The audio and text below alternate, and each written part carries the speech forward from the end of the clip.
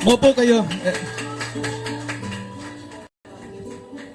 So, mga kababayan dito sa Danang, I'm proud to present to you the President of the Republic of the Philippines, Rodrigo Roa Duterte.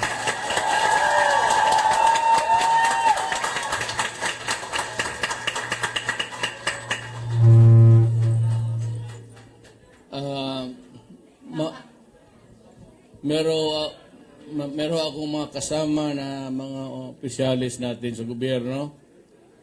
Nandito po si Peter Alan Cayetano. Ang ating ambasador, si Ambassador and Mrs. Noel Serbigon. Mga kababayan ko, magandang gabi po sa inyo lahat.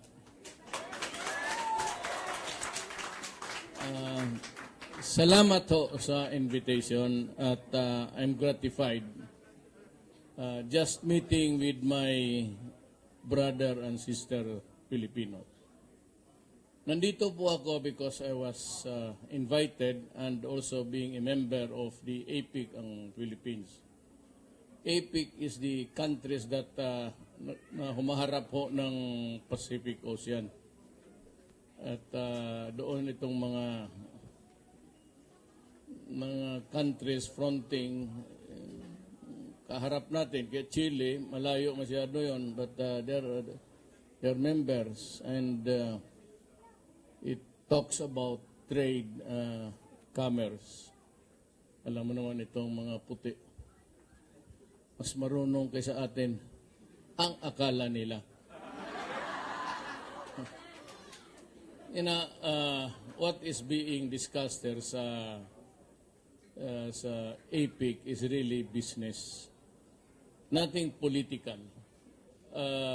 Well, maybe in the discussions, masama yan, but they'd always talk about trading, investments, and all. The popular catchword ngayon and the notion of the world is that yung globalization. Ang globalization ho, maganda. It unites the world in one endeavor to make profit and money. But the problem is, ako yung speaker kanina, sabi ko, wala man kaming problema dyan sa globalization. We would be glad to be a part. Ang problema lang sa globalization is yung naiwan. Yung naiwan. For example, dito sa Philippines, kung marami silang investments, mayroon silang Manila is too crowded, Davao is crowded, may steel mill na doon. People tend to gravitate to industrial centers. Lahat na Pilipino kasi may trabaho eh. Globalization is pasok ang China, pasok ang maski sino may pera. And we welcome them. Medyo unrestrained na. Ibig sabihin wala na masyadong kuskus balungos. Basta in the spirit of globalization, sige, negosyo tayong lahat, magpera. Payag na lang tayo ang ganito, ganon. Sabi ko nga sa industrial centers, deflect to Manila. Many from the provinces pupunta doon. Davao City is crowded already. It used to have about 1,800,000 people. Ngayon, maging mga 2.5. Ang problema, ang iniwan nila kasi wala nang gusto ang anak magtanim kagaya sa tatay niya. Iiwanan na niya yan. Ang problema, sino ang magtanim sa lupa? Para na lang sa pagkain nila, wag na lang yung community of Davao City. Nagsialisan yan. And those who are left behind, yung mga matatanda na, yung hindi na kayang magtrabaho or walang alam, naiiwan. in the same manner na lahat ng mga bright natin could be graduates of the prestigious universities, tayo small time lang, hindi naman talaga tayo pwedeng maging suman siguro, pero summa cum laude, mahirap yan. Pagka ganon, kinukuha nila yan. And they become scientists, mga clinical analysts doon. Nagkakaroon tayo ng brain drain. So mas marami silang alam ngayon, yung mga Pilipino na bright, nandoon sa Silicon Valley. Doon sila nagtatrabaho. Under inventions, ang impact nila, kung sino yung nag-finance. Because nandiyan sa Silicon Valley, the financiers, and of course the guys who think and use their head. So they tend to flock there kung anong bagong invention sa technology because it is really the in thing now. Makausap po nga ngayon ang karap-harapan na anywhere in the world, yung facial recognition, kumusta ka dyan? Madali na masyado. So, ang mundo lumiit ng husto, parang isang malaking community. But yung lahat ng umaalis sa atin, pabor sa kanila. Paano tayong naiwan na kinunan ng mga talents? Wala man tayong Silicon Valley, wala man tayong financing sa mga computers, digital inventions and all. Yan ang mahirap dyan. Sabi ko sa kanila, ang unang biktima ng globalization, madali lang kasi nakabawi, kasi may pera, pati may clout, ang nangyari sa Amerika. Binuksan ni Deng Xiaoping, pagkapatay ni Mao Zedong, binuksan niya ang China. Sabi niya, pumasok kayo dito, magnegosyo kayo. Mababa lang ang sweldo. Ang gobyerno ang magsabi, ito lang ang makubra ninyo. Come here and put up your industries. So, naglabasan lahat sa Amerika, pumunta ng China. China, over time, were producing all the goods made in China. Baski sa Amerika, magtingin ka ng mga damit, made in China, made in China. Yung na mga iwan doon ng mga factory ng mga kotse, naiwan doon yung mga textile factories, itong sapatos na itong putang inang itong ginagamit ng mga athletes. Di ba kasi kalimutan, itong mga Nike, gano'n. Nandoon na lahat, puro made in China. Ang Nike nagsirado dito. So, ang globalization is really a magnet for the more progressive one. Ang problema, another one is, like the Philippines, ang may hatak lang talaga dyan, ang mga elite. Pati yung mga migrants na mas marunong, yung mga Amerikano o yung mga Singaporean na bright, yun sila kasi alam mo Singapore, puro mathematics yan eh. At pataga-taga Australia, di import talents, kagaya ng Silicon Valley, di import Filipinos. Tapos, tayo, wala na. Hindi, wala talaga, wala tayong mapuntahan except that yung ating talents, mayroong mga bago, graduate ng mga Oxford, ganon. So, they get the highest salaries for all of them. Yung naiiwan sa hatak. Sabi ko, there must be something, kasi sinabi ko sa iyo, mag-usap man tayo dito ng globalization. Mabuti lang yan para sa inyo. Hindi para sa aming mga mahirap. Kami ang kawawa. Kami ang maubusan ng resources. Kasi ngayon, wala kami kasi may mura dito sa factory sa, for example, Vietnam. It's no secret na marami dito nag-set up ng factories. Doon naman kasi, ang iniiwasan nila, you define globalization in one single word, business. Tayo, mayroon tayong mga magulong labor front. May KMU. dalawang buwan ka pa lang dyan, mag-i-strike na. Yung mga ganon. Tapos lahat sila gusto maghingi ng sa gobyerno. They want government to subsidize their lives. Or whatever that is lacking in their life, they blame government. Madali mag-complain eh. Pero if you are part of the yung value chain, paggawa lang ng bagoong, kailangan bilihin mo. So, ibigay mo yun sa mga glass factories or para in the making of bagoong, makunin yung bagoong, o pati asin, may producer ka dyan, then packaging, make it look viable. Kasi minsan ang produkto sa packaging, yung magandang pagkabalot. Pero kung gawin mo lang dyan yung coupon ban, medyo hindi mahalin yan. Hindi mabinta.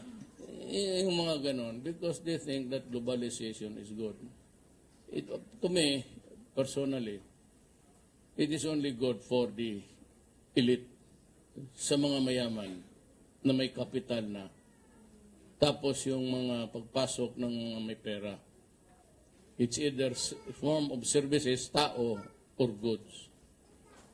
Yan ang problema. How to strike now a happy balance between the rich and the poor. Kagaya ng ASEAN countries, Cambodia, Vietnam, we are still struggling. Pero kung if we are drowned sa globalization, if there is no clear cut, hindi nila tayo tulungan sa technology, and they don't share with us the new ones, ang inventions nila doon lang, manufacturing doon lang, patay ang the rest of the world. Yan ang hindi ako believe niyan. So, teka muna. Globalization, okay yan, but think of those who are really maiwan sa hatakan. Tsaka yung immigration ngayon, baski saan ka magpunta, wala namang if you want to work in Paris and if you are talented and wala nang hotso, kupos-kupos dyan. Bigyan ka ng visa, lalo na yung mga bright, yung mga nasa na tayo ng eskwelahan, wala man rin. Yan ang yung mga factories ng manok. Pigiri. Mahal man sa Pilipinas, mag-maintain ka ng pigiri, pati manok, medisina. Mahirap kasi ang tariff eh. Sa kanila, kung sila ang magpigiri, sila ang gagawa ng medisina, kanila lahat, they do not import anything to promote the growth of your endeavor.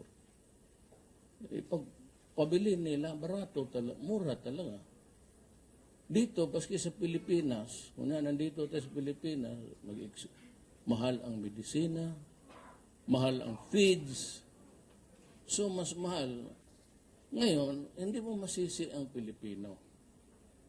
Importation of rice. Harvest time. Nandito si Secretary Pinyo, yung agriculture. Pag harvest time, mag-import rin sila, mas mura ang imported rice kesa domestically grown rice. Paano ang farmers natin?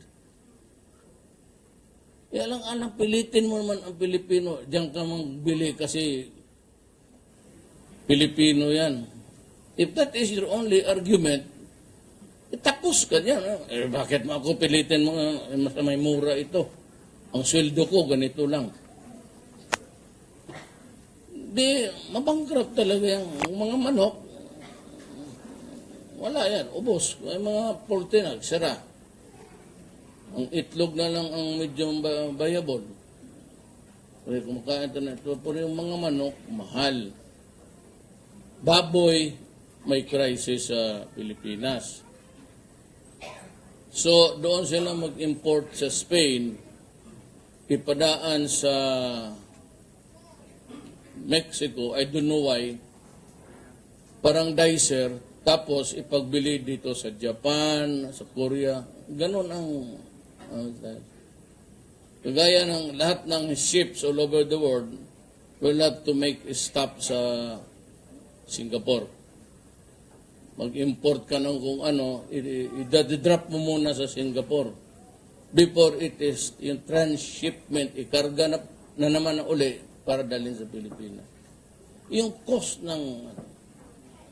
So, pagka yung globalization, let us talk first about equality. If it's not equality, then a fair share of the benefits of globalization. Yun yung, ito pala si ating Secretary of Trade and Industry, Simon Lopez. Kalamitan ko, I'm sorry. We have our Chief of Staff, the highest military man ng Pilipinas, si General Guerrero. Jagger. He took over Anyo, who retired. Kinuha ko sa... may problema ako sa pulis eh. Kinuha ko si John Anyo, kasi medyo stricto. Nag-retire siya. Siya yung DILG, but he cannot assume right away because there is a prohibition that military men, lalo na sa DILG lang, cannot be taken in as secretary or cabinet member right away. He has to wait for 1 year. So ginawa ko muna siyang undersecretary sa DILG. Pero siya na ang magpatakbo niyan. And nandito, Mon Lopez is yung small and medium industries. Yan ang expertise niya. Kaya may pera kayo, may mag-uwi kayo ng Pilipinas, at gusto ninyo magturuan kayo o mag-negosyo, go negosyo. Yan yung go negosyo yan. Magdagdag ka ng turuan ka niya and how to make it grow. O that's only yung sa chain value natin. Dito tayo, that itong mga may gumagawa ng mga bagay-bagay to complete a product should also participate. Kaya ako, I'm not so keen about, during sa plenary, debate talaga to. Because I will insist that not all aspects of globalization is really favorable to the poor countries. Mahirap yan. Gaya ng natin, tari po. Gusto nitong mga buang ang kanilang produkto, libre magpasok, pero tayo magbayad ng taxes. Yung taripa, yung import tax. Hindi ko maintindihan eh. Kasi karamihan ito yung mga mayaman. Kasi sinabi ko nga dito sa ASEAN, kung kaya ng European Unions magkaisa, bakit natin hindi kaya? Huwag tayo magpabili sa kanila. Huwag tayo, baski toothpick, wala. Fair is fair. Kung gano'n, ang ating banana sa EU. Kaya sabi ko mag-announce ako yung EU sa amin. Hinhabaan ko yung EU. EU ninyo. Tapos, ang one thing dyan is nagabigay sila ng assistance, pero maraming kondisyones. Titignan nila muna ng human rights. Ang putang inang mga to. Maniwala rin sila yung mga kababayan nating nauluan. Alam mo yung sila, Robredo, sila, huwag kayong magbuto ulit.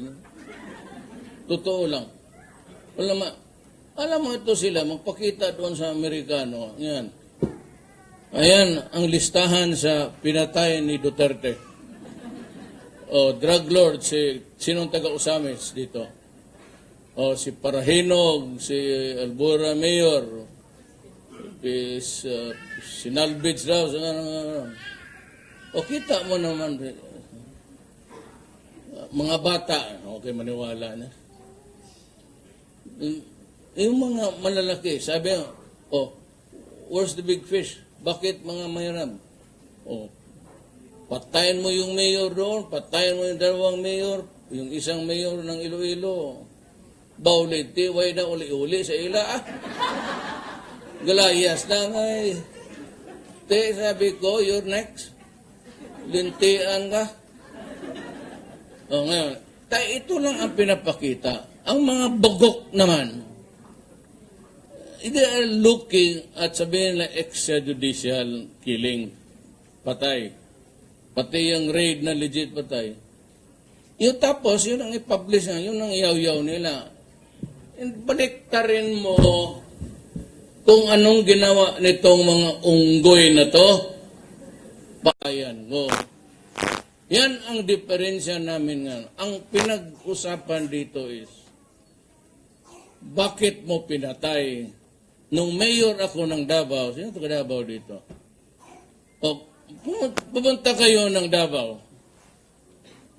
O, pumunta kayo ng Davao. Mamasyal kayo baski anong oras. Any time of the day or night. Tino gaano kalinis ang Davao, gaano ka walang putok, New Year, wala lahat. Butit na lang hindi ko binawa lahat ng putok.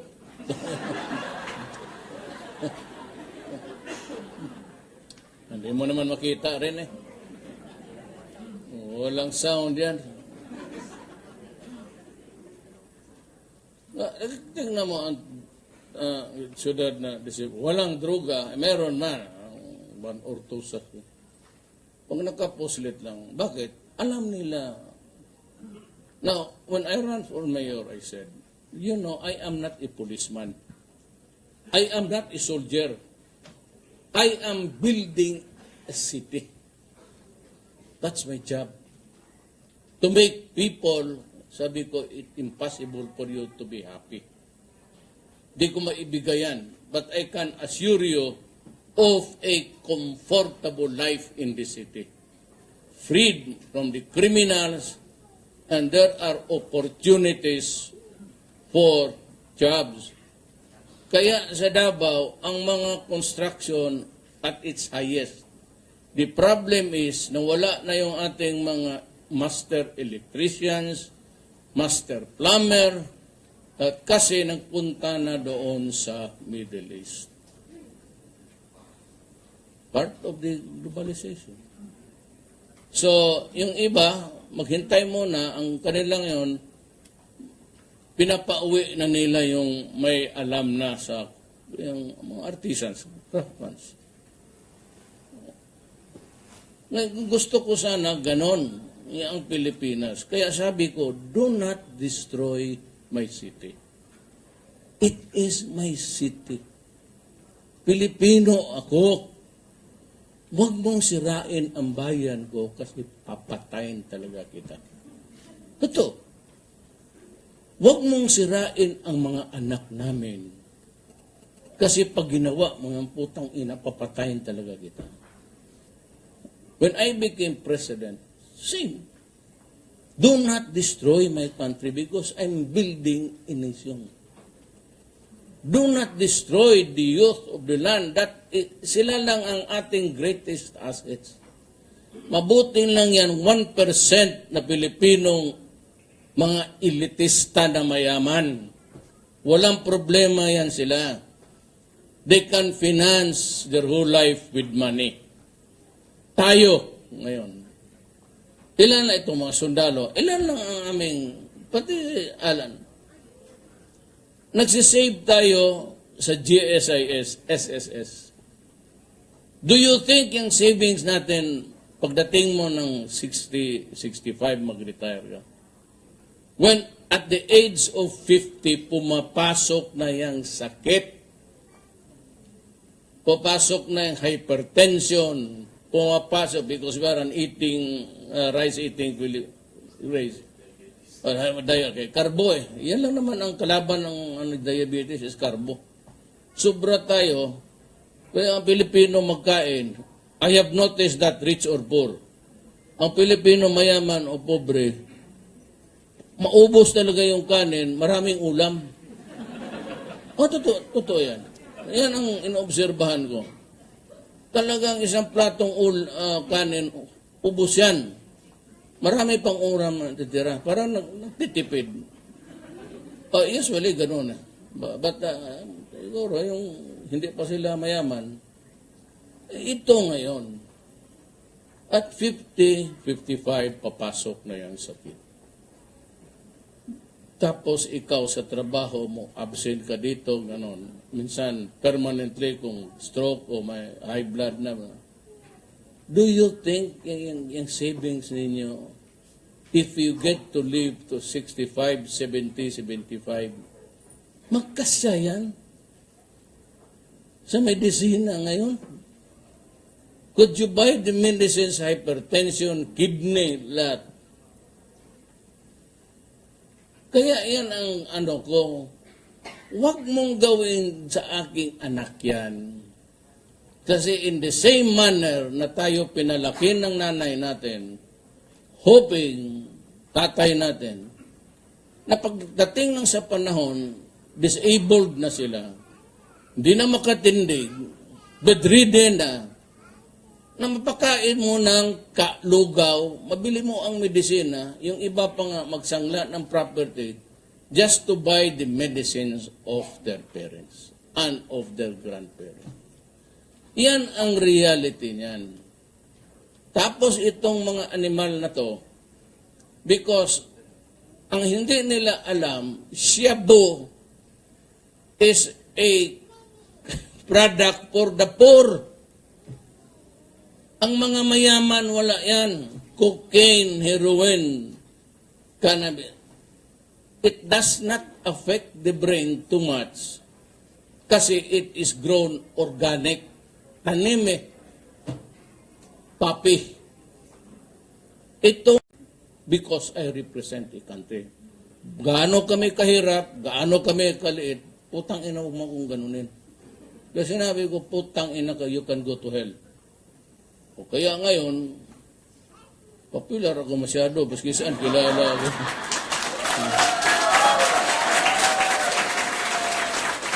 Kasi ako lang ang presidente nakapagsabay, putang ina, you're a son of a witch. Wala man, takot man sila. Takot ko, lapit ka, saksakin kita. Gano'n eh. Hindi na intindihan, putang ina, this guy, akala na, tignan mo si Trump, he declared a national emergency. When was that? Last week. Ako, early on sinabi ko na, I declared a national emergency. Kasi may problema tayo. It was not when, kailan din yung nakita yan nag-surrender by the thousands, by the hundreds of thousands? When I became president. All the while, hindi natin alam ganun palaga kalalim ang tama. So I had to go to extreme measures. Biro mo, 4 million Filipinos addicted. Ang ayaw ko dyan is, they are reduced to slavery. To what? To a chemical called shabu. Wala na habang buhay na yan. Nauna ako sa rehab sa Davao. Ang rehab ko was 18 years old na. Panahon pa ni Gloria yan. Hindi pa popular yan. Sabihin ko sa inyo, ang sliding rate. Mag-slide pabalik. In a scale of 1 to 10, ang 8 babalik talaga. No more cure yan. Malaman mo yan na kumuha ng shabu ganitong bunga nga bantay mo. Ginagrind nila. Kaya lahat ng mga shabu yung mga bata pa ubos. Puro gums na lang yan. Ngayon, kinakain yung ngipin. Pag nakita mo, ito, wag lang sana kayong, I hope it will not really affect you. Gaya ng ibang lugar. Hindi dito.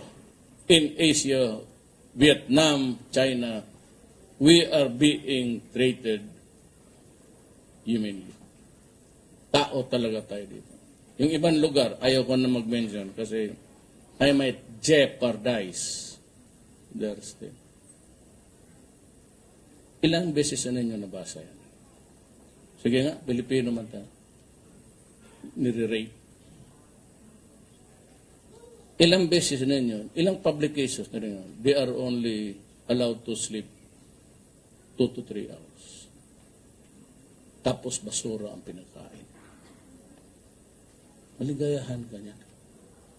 Tapos yung anak nila, alam ng mga putang ina, itong mga peddlers, na may pera ito. Somebody is sending the money. So yun ang sunod-sunuran, dikit-dikitan nila hanggang mahulog ang bata. Yung, kung ang pamilya mawala ang tatay magpunta sa Middle East, it becomes a dysfunctional family already.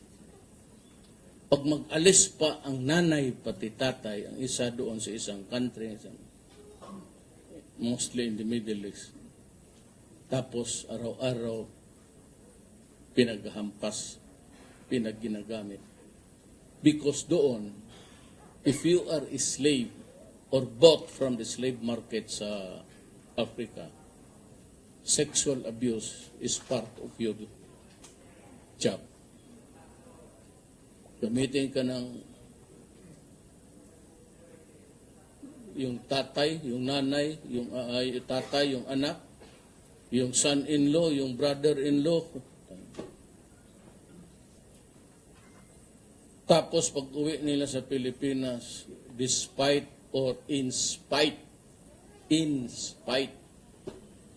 of their hardships, pagbalik nila doon sa kanilang lugar, ang bata na sa lulong na ng droga, hindi nakatapos, and all is wasted, only to realize that working there for about 4 years is photo inot.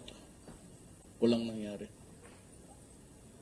Ngayon, I don't know kung nabasa talaga ninyo ang puso ko. Some of my enemies gonna pretended ano lang kay Duterte, sentimental. Oo. Even if it is sentimental, artificial o totoo, putang ina mo, papatayin talaga kita. Yan ang totoo. Let it be announced, Lord. Putang ina, pag ginawa mo sa Pilipino yan, hihiritan kita. Ano? Kulong? Eso? Kulong nung teenager ako, pasok, labas sa pasok, kulungan. Rambol dito, rambo. At the age of 16, may pinatay na ako. Tao talaga. Rambol. Saksak. Noon, 16 years old yun. Nagkatinginan lang. Lalo na ngayong presidente. You fuck with my countrymen. Di kita palulusutin. Bahala na kayong human rights. Wala. Ang akin is the larger issue of mabuti na nga ito, pinatay na, wala na silang problema. How about the others who are now crazy? And they have to sustain the habit and commit crime. Tapos, pag kita mo naman dito sa atin, panahon natin tayo, wala man tayong magpatay ka ng isang pamilya. It was during the advent of drugs na makita mo, patayin mo yung asawa, yung kaso yung kay Freddy Webb, pagkos acquitted siya. Ibig sabihin, hindi siya, pero patayin ang nanay, rapin lahat. Doon sa Bulacan, pinatay yung 5, pinakialaman pa yung 1-year-old. Ay, sabi ko. Kaya pagdating ko, tingin ng problema, how do I look at the situation? Alam na ninyo nga. Alam na ninyo, takin na mo, hiritan talaga. Hindi ang papayag na gano'n ang bayan. Sakripisyo, magpa-rape na nga, magtrabaho doon, walang tulog, walang kain, basura, tapos pagkatapos niya, yung pagod niya, ganun nilang, who will give justice? Ang nakikita na yung listahan sa mga putang inang patay na. Mabuti na nga yan, doon sa impyerno, ayaw mo pa. Eh, kung dito yan magkalat. Yan ang totoo dyan. Hindi, nagaprangka talaga ako. Human life, you must be here. And when you live with your fellow men, you must respect human, not only right, but life. If you make the life of the Filipinos miserable, it is as if you are consigning them to hell alive. Mas mabuti pang pinatay mo na lang rin. Mayroon kang dalawang anak dyan, adik. Tapos yung babae, sige labas. Kada uwi, after 2 buwan, buntis na. Tapos iba-iba ang tatay. Kasi para lang makapag-ganon, she uses her body to get the drugs. So you multiply the errors of civilization. Mahirap yan, hindi ko matanggap yan. Hindi ko talaga matanggap.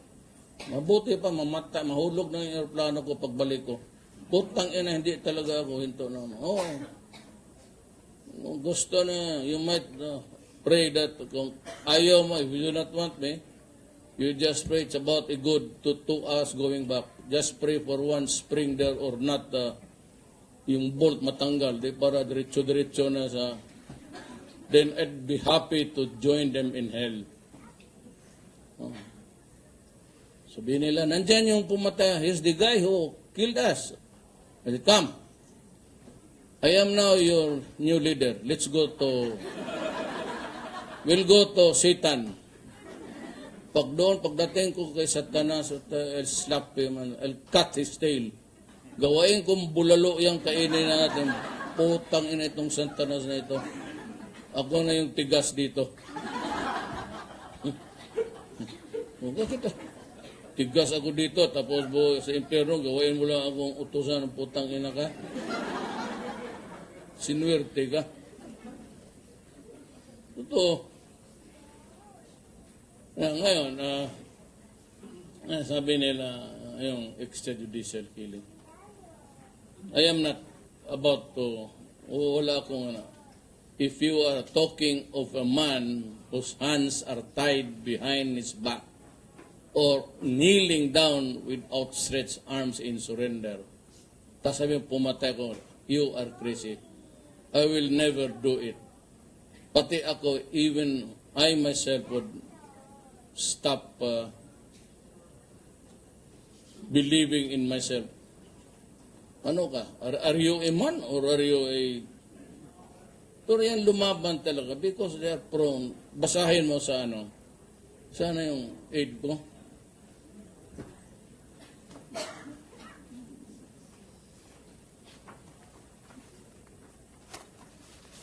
Itong aid ko, police ito. Ito galing ito ng United Nations, ha? Okay na, ako naman. This is a publication actually that came from the United States. Tangaran ng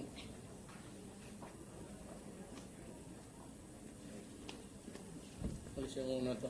Ito.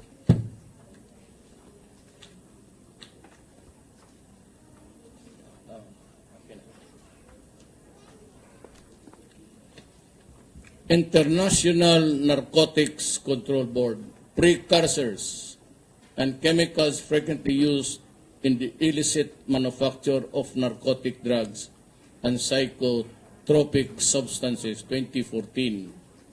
United Nations.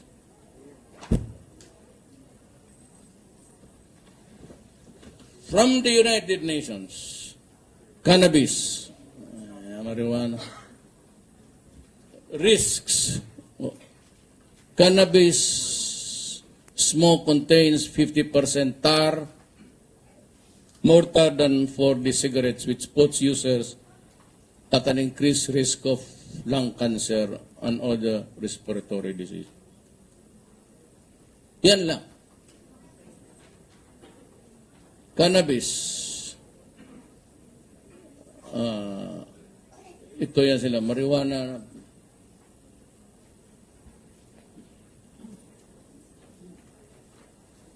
Cocaine, derivative of heroin. Other is, mixing cocaine with alcohol is a dangerous cocktail and can greatly increase the chances of sudden death.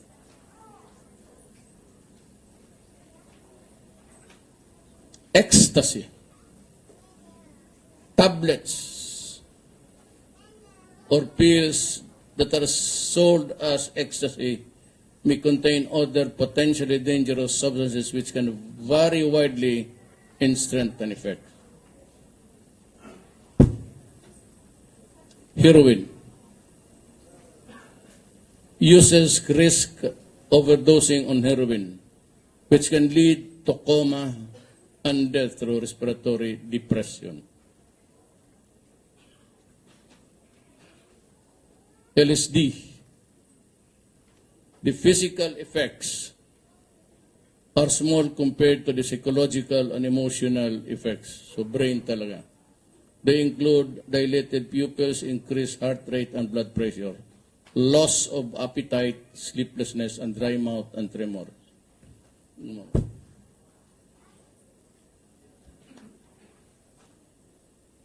Methamphetamine, shabu. Methamphetamine use sometimes triggers aggressive, violent, and bizarre behavior among users. Ito putang mga Amerikano na to. Let's check. Galing sa kanila ito, United Nations. Ayaw nilang manood. They don't believe that users of shabu are really violent persons. They tend to fight it out. Markarami dyan patay talaga. I know because I've been mayor. And I have participated in the, hindi killing, burial na lang. Let us minimize our, kita mo, lumalaban talaga eh. Bizarre behavior. Kaya napapatay ang mga gagong to, nasabi nila na extrajudicial killing. Eh, kita mo yung, was it yun, yung nagwala na, yung sa Caloocan, pinagsasaksak niya, pati yung polis, hinawakan ng polis, hindi naman gumagante yung polis, yung kamay niya malapit maubos. So, nabaril lang niya yung natumba na yung polis at he had no other recourse but to fire. And yet, the unbelievers think that shabu is only good for the saints. Ang problema ng human rights, including the United Nations, at saka itong, hindi ko ma-memorize kasi because I hate her, yung rapporteur si, ayaw kong i-pronounce yung pangalan niya, basta card. Nagdala siya ng itim, black, doktor daw siya, nagsabi doon on TV, you know, I mean, use of drugs is harmless. Sabi ko, putang inan to. Kaya sabi ko kay Calamard, kung imbestigahin mo ako, sampalin kita. Paano? How can I get a fair hearing if you yourself does not even read the publications of your mother organizations, the United Nations? Under it is the Human Rights Commission. Do not give me that shit, tong rapporteur na to. I will not slap her in front of you. Why? Because you are insulting me. Why? Because you yourself do not believe in the research of your own organization. You are fucking me. And I do not want it. Because talaga itong United Nations. Sige, file the case. And I will, let's have an argument there. In the international, whatever, criminal court. Sige, tignan natin. Isampal ko ito sa kanila. Mismong study ninyo, ayaw ninyo panawalaan, tapos ako kulungin ninyo because of extrajudicial killing. And even if it is 100,000, huwag ka na magtipid. Even if it reaches that. Sinabi ko, if you destroy my country and if you destroy the young, our only asset in this world, I will kill you. Period. Wala na tayong pinag-usapan yan. Talagang hiritan kita. If the judges can be bought, there is one judge, may isang judge dyan sa Manila, out of the 1,300 cases he heard in his lifetime, there is not even one conviction. Yung Secretary of Justice natin, sabi ng bigaon, ano daw siya? Prisoner of conscience. Ito namang mga bugok na iyo, itong bleeding hearts, naniwala naman. Pwede ka pa mag-imbento ng ebidensya ng gano'n? I used to be a prosecutor, actually, before I became mayor. Could I ever allow that kind of... I might be, my mouth is not that good, but certainly I'm not I do not have that kind of system in my, what is, nakita mo yung nag-surrender by the hundreds of thousands. Nakita mo yung players, mga mayor. Nakita ba ninyo yung footage ng TV? Yung wallpaper ng bahay niya? Nakita ninyo yun? Ang wallpaper ng bahay niya, 500 pesos.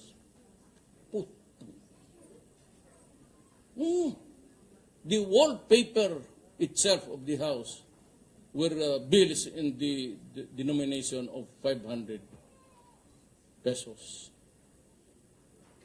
You can see it's not vanity, it's evil. Mabutit na lang na ang presidency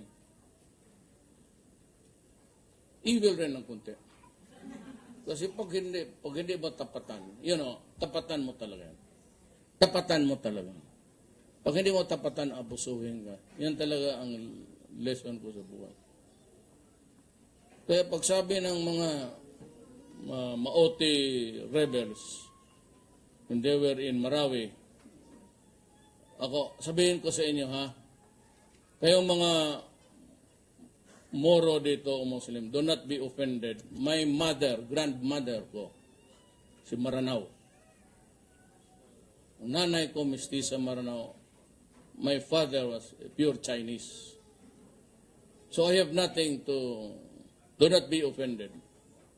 But when the Maranao, the terrorists, mga Arabs, went to Marawi and shouted, Allahu Akbar, and we will die martyrs here. So I answered, well, we are here also to die for our country. Tapatan mo talaga. Gusto mo mamatay? O dalawa tayo. Tanginang yan. Bakit ba ako takutin mamatay na puro man tayo mamatay? There's always a time, you read Ecclesiastes 3. Basa ba kayo ng Bible? Ecclesiastes 3. There is always a time under the sun. What did I say? There is always a time to live, time to rest, time to be born, and a time to die. So do not threaten me with something which will come to me anyway. Huwag mo akong takutin. Sabi, punta tayo marami. We are here ready to die for our country. Oh, let's fight.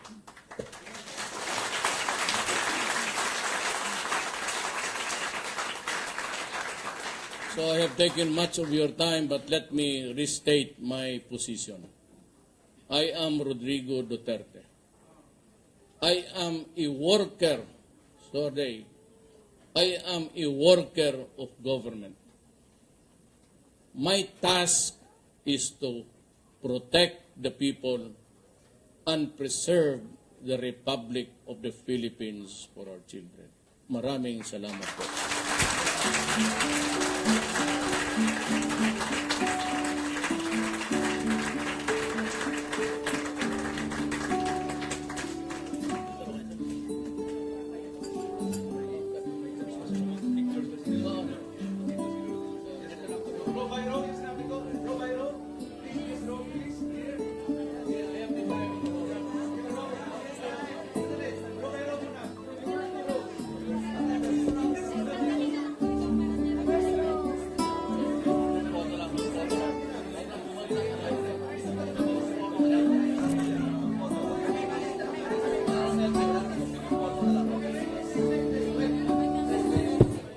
Gawin ho natin row by row para maayos ho. So pakiusap lang po yung mga nasa second row at nasa likod, upo ho muna tayo. Salamat po.